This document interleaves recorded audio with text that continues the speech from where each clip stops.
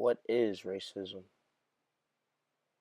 Webster says, it's a belief that a race is the primary determinant of human traits and capacities, and that racial differences produce and inherit superiority of a particular race, racial prejudice, or discrimination.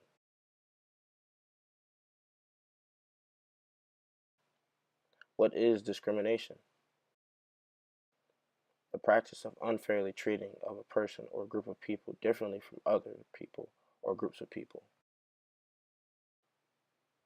These two go hand in hand in society that we live in today. Even though some try to say that they do not exist anymore, we all know that it still does. It is hard to end a habit that has been with you from birth. The United States has placed the belief that whites were better than minorities from the start of this country.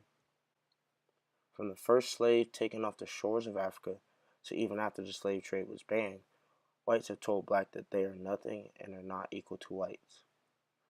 Blacks were forced to be slaves, and even after that, would still face years of oppression. African Americans were the only group of people who have been looked down upon just because of their race. In fact, blacks were barely considered a whole person 60 years ago. Blacks were never given the opportunity that whites were. Civil rights did not exist. Supposedly everything was separate but equal. We all knew that it was never separate but equal. Blacks would have separate everything from whites, separate bathrooms, separate schools, separate churches, even separate water fountains. Water fountains. It's sad that blacks were forced to drink the same water from where a white person would just have their pet drink from. The school system for blacks did not even have books, and the teachers were black, so most of the teachers weren't very educated themselves. They probably had elementary education. It's bad enough that blacks were treated differently, but already on top of that, they were killed by the Ku Klux Klan, also known as the KKK, and in lynchings for even looking at white people a certain way. People would just go to these lynchings often. The blacks being lynched, most were falsely accused of the crimes that they said that they committed. They figured that they had no choice but to accept that they supposedly committed the crime even when they didn't, because that'd be the end result anyways. It's sad to believe that majority of the people in America were okay with this happening and knowing in most cases that they were innocent and would let it happen just because of their skin color.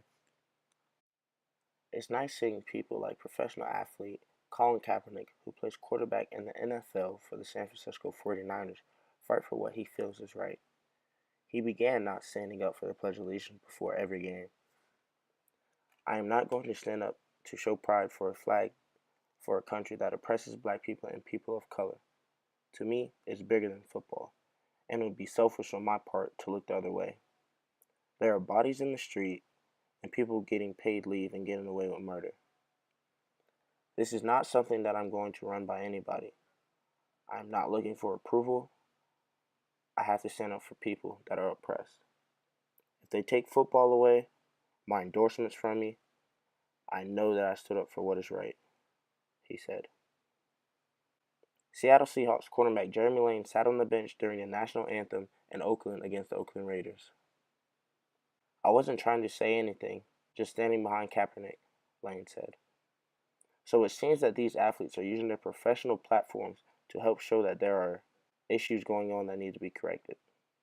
Even these players are getting bashed by the media and people across the country saying that they're being disrespectful, but are willing to deal with that to help out the whole race and get the attention needed to fix these problems that still go on today. This topic was all over the news, so it caught people's attention, and I'm pretty sure that you have saw or heard about it.